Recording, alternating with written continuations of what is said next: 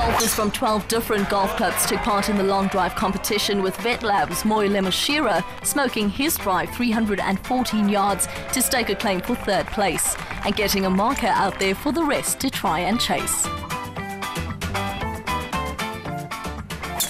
Sporting a Tiger Woods Sunday outfit, VetLab club member Nelson Semwa got a favourable bounce off the left side of the fairway, with his ball rolling up to the 330-yard mark, and with that, the second prize.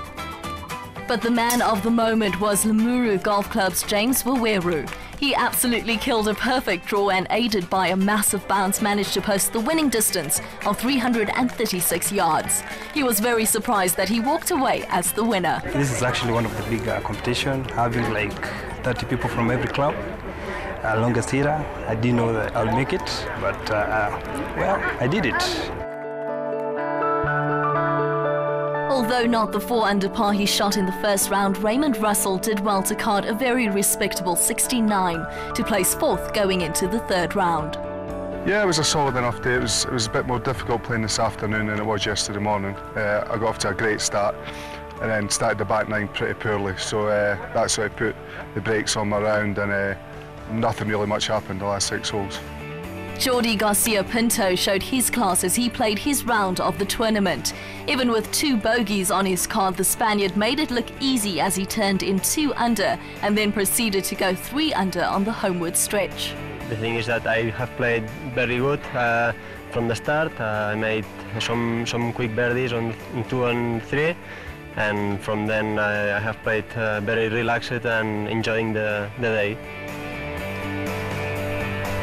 George Murray was once again in sublime form and went 1 stroke better on day 2 with an impressive 4-under par 67.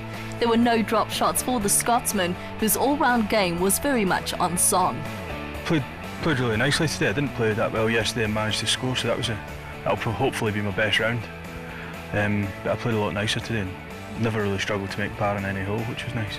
I drove the ball a lot better today. I hit the majority of fairways and only missed 1 green, so my ball striking was definitely a lot better today. Taking the lead going into the weekend, Tim Sluiter shot the round of the day. The 23-year-old played a faultless first 9 with 3 birdies and an eagle at the par 5 18th to round it off. His second 9 wasn't as eventful, but he still managed to come away 1 under par. Sluiter's 6-under par 65 catapulted him to the top of the leaderboard, right where he wanted to be at the halfway mark. Very happy. I played, especially the front 9, I played really well. In the back 9, I left a few out there, but made a few putts and hit a few good ones as well. So I was, very pleased. Especially my wedge shots were really good. Like the one I hit on the last that's the way I've been hitting them, today. So I was very pleased.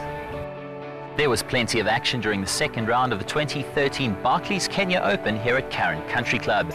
Tim Sluiter leads the way on 8 under par. He carded a scintillating 6 under 65.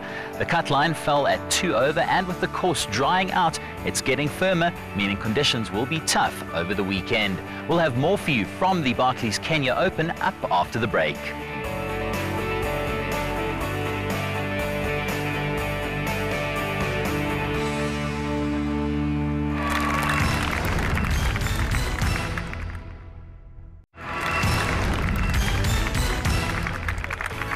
It's moving day here at the 2013 Barclays Kenya Open, and another glorious day here at Karen Country Club. The course is drying out considerably, it's getting firmer, and conditions are getting tougher. The cut line fell at +2. 1 South African made it through to the weekend, Dylan FRITTELLI, after rounds of 70 and 71. 5 Kenyans made it through to the final 2 days of the tournament. David Adeyembo had a disastrous start to his weekend with 3 bogeys in the first 6 holes, but he managed to pull it back with birdies at 8, 12 and 14 to remain 2 under for the tournament. Greg Snow, the leading Kenyan at 3 under par, started off well with a birdie at the first, but it was a struggle for Snow from there on out as he found the rough more often than he'd have liked. 3 bogeys and only 1 more birdie for the Kenyan saw him drop to 2 under with Adeyembo. The 2013 Kenya Open is the second stop on the European Challenge Tour, and a man who knows all about that is Paul Carrigal, the tournament director on behalf of the European Challenge Tour for the Kenya Open. Paul, it's a wonderful event with a rich history and a very proud tradition. You've been involved in it for quite some time. Yes, I have, Richard. I've been tournament director here for at least 10 occasions, and I also played in the tournament in the 1980s and early 90s. Paul, how's the event changed over that time? Massively. It's always had a good infrastructure here with local caddies and local carry boards to let the spectators know the scores. In the old days, people used to be hosted by families. Now everyone stays in hotels. We've got a far bigger tented village and sponsorship. It's developed in a big way and is now one of the major tournaments on the Challenge Tour. What does hosting an event like this mean for Kenya? I think it's very important. Over the years, we've played here 30, 40 times now, and it's a great boost to the local economy and excitement in the area for the golf courses. There are many golf courses in Kenya now, and golf's a growing sport, and I think it really helps to help the sport grow in Kenya. This is the biggest international event that happens here in sport. So for us to have the Challenge Tour is really a privilege, and we have successfully done it now for 45 years. It is encouraging a lot of youngsters, and it is our intention that we shall take golf even to up-country areas so that a lot of young people can also take golf as a sport. For us, this is an opportunity to do two things. One is to give our pros international exposure and to exposure of an event at a different level to what they're used to here. The second opportunity for us is basically that with the cover that we get, and thanks to Supersport, it means that people will begin to understand what Kenya is like, not just bush safaris and beach, but we also have something else that can come and play, which is golf. It's good for Kenya, and it's also good for the Challenge Tour. It's a fantastic tournament. It's well run by KOGL, which is Kenya Open Golf Limited. It's a great tournament for the players to come to play in. It's good prize money. The weather's fantastic. It's all round good for everybody, I think. 3 players finished the day at 4 under par to remain in the top 10. Edward Dubois recovered well from 2 early bogeys to make a string of birdies around the turn to finish on 69. Christophe Brasilier followed suit, going 69, 71, 69 to keep himself in the hunt going into Sunday.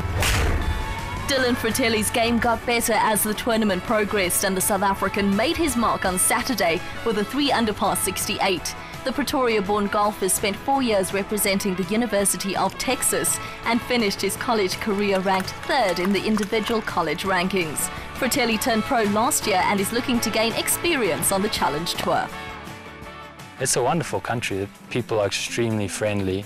Everyone knows English, so that helps too, and it's a really beautiful place too. The surroundings are great, lots of forest around here, and unfortunately we don't have enough time, but it would be cool to go check out the Maasai and places like that. Well, I'm just trying to basically get some experience. I played in a few invites and European Tour events last season, and now this will basically be a full-time deal for me playing this season on the Challenge Tour, so hopefully try and graduate onto the main tour for next year, but just trying to gain experience. If I play well, that'll be a bonus, and obviously I'm hoping to do well this week just to start it off. Basically, it's just playing and getting used to something new. I've never traveled this far north into Africa, so getting used to the surroundings, seeing the course, and then also playing against the European Tour pros. They're really good players, and hopefully I'll be able to learn something this week. I mean, there have been great players that have played through the Challenge Tour. They're great players this week, guys that have played on the European Tour for years. So when you look and see that the standard that they set, you can aspire to things in the future. I mean, hearing Trevor's name, obviously he's in the States. That's somewhere that everyone wants to play, so it's a good marker that's been set down for us. Andrew MacArthur was one of 4 players to finish on 5 under par. The Scotsman, who placed second at the first event of the season, dropped only 1 shot on his round and carded an impressive 5 birdies to sign for a 67. David Law had a disappointing round, seesawing from birdie to bogey, but he finished with a 71 to stay in the top 6. It was also not the best day out for Raymond RUSSELL, who struggled to find greens and shot a 1 over par 72. But Sam Hutsby had a good day, making birdie at the last to finish with a 1 under par 70.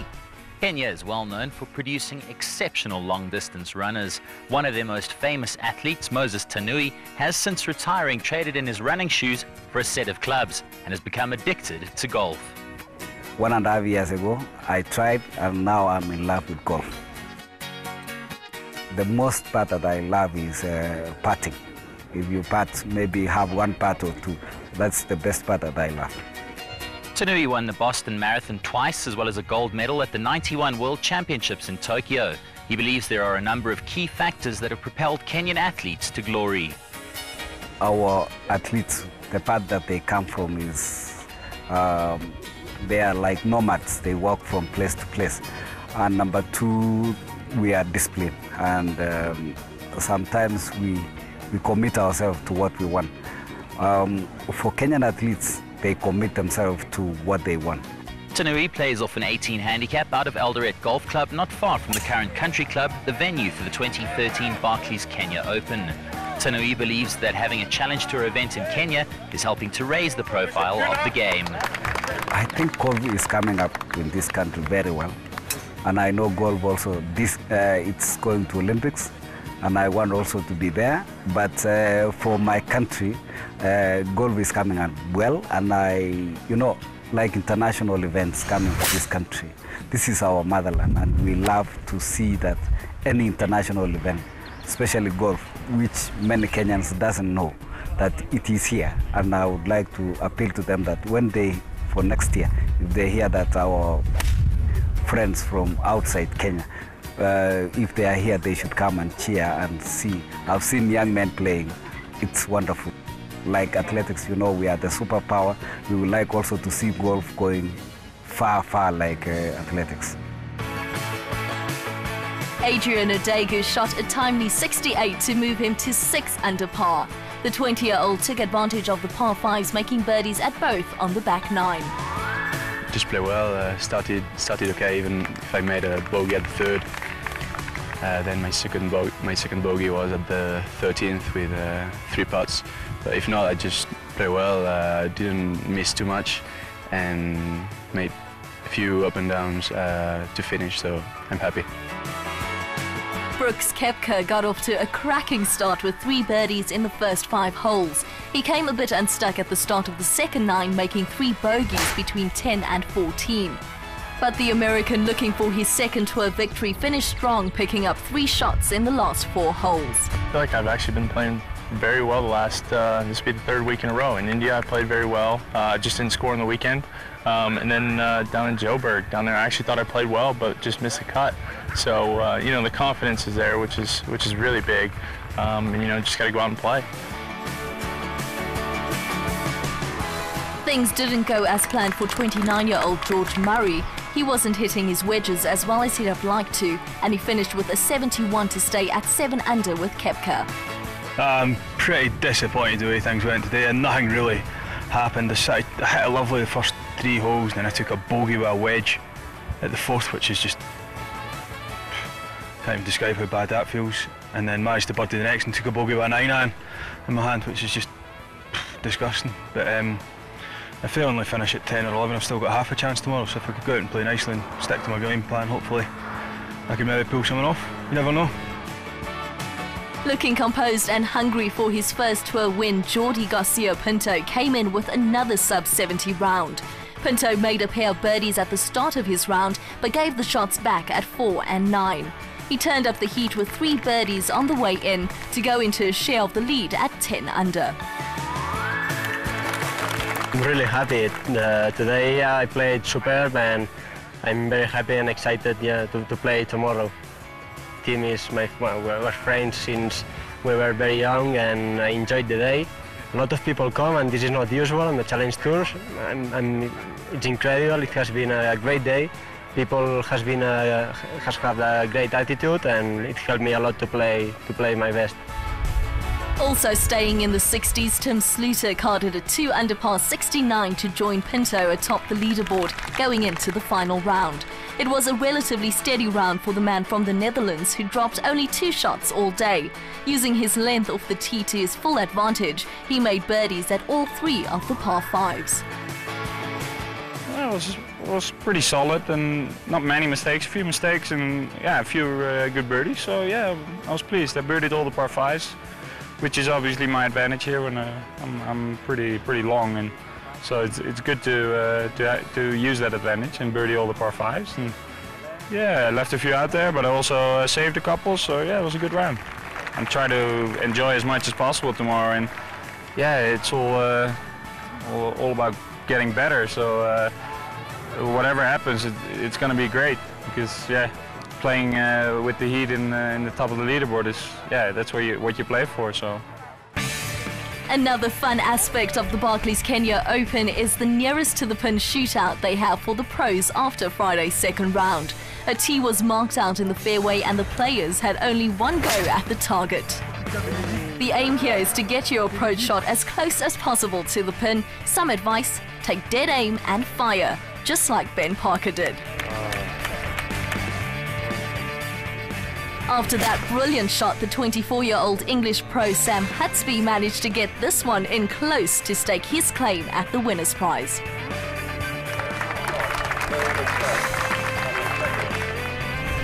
But the closest to the pin was Jose Felipe Lima, who came oh so close to the perfect shot. That ball must have looked in all the way to him standing way back in the fairway, but his shot was good enough for the win. Besides winning the shootout, he also had a good week out on the course and would hopefully be able to carry his shootout skills into the final round. It appears to be a two-horse race to the title at the 2013 Barclays Kenya Open. Starting the day with the one-shot advantage, Dutchman Tim Sluiter carded a 2-under par 69 to get to 10 under for the championship. He's joined there by his playing partner on Saturday, Jordi Garcia Pinto. He went one better, shooting a 3-under par 68, and will join him again in the final pairing on Sunday. It's going to be a fascinating end to what's been a thoroughly enjoyable tournament so far.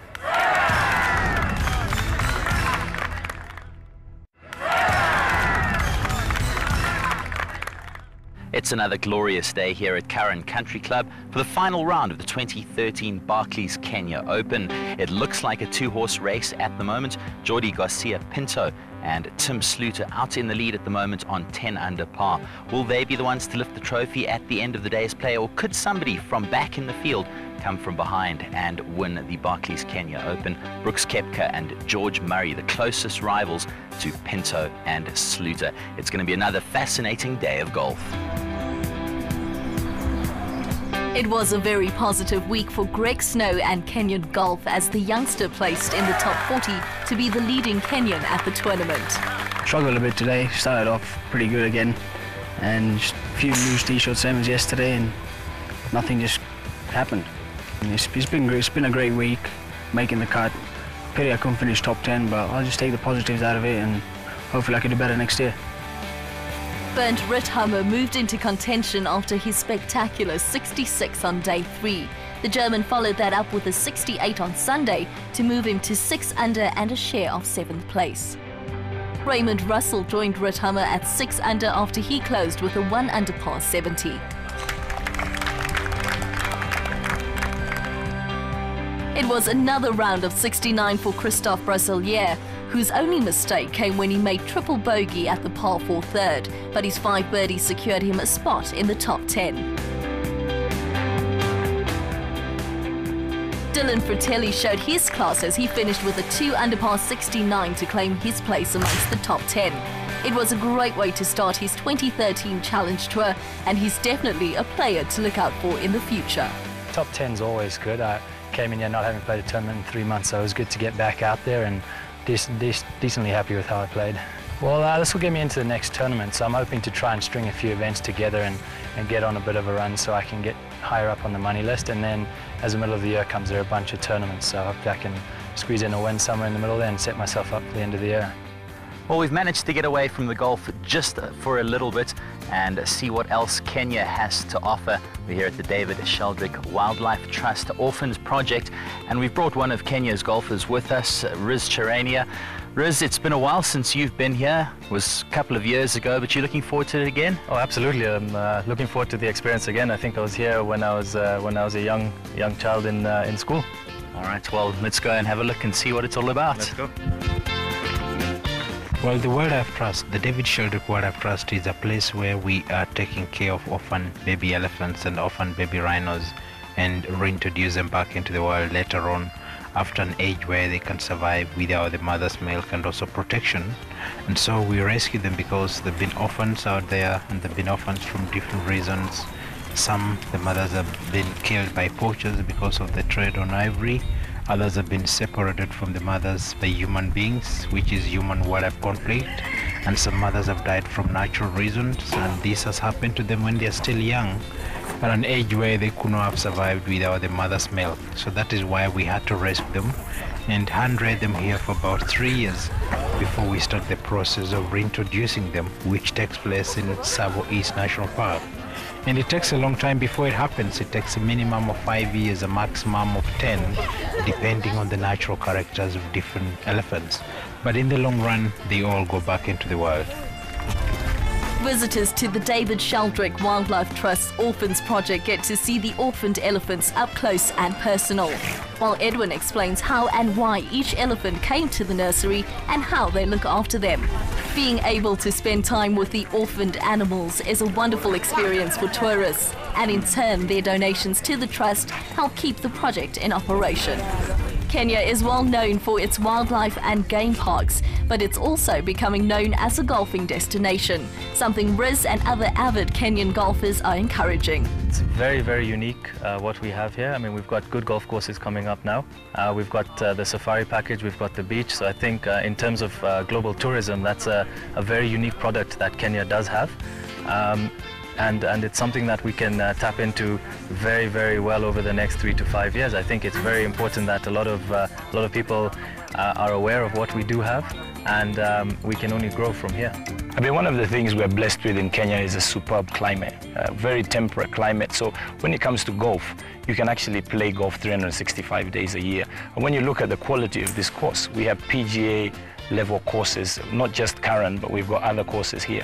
So it's a superb destination for golf tourism, for people to actually come here to play or even to watch competitions such as this. So I'd encourage people, come and see what Kenya has to offer.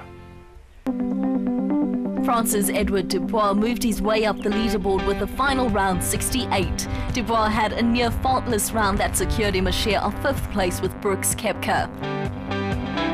Koepka didn't finish as strongly as he may have liked, signing for a 71.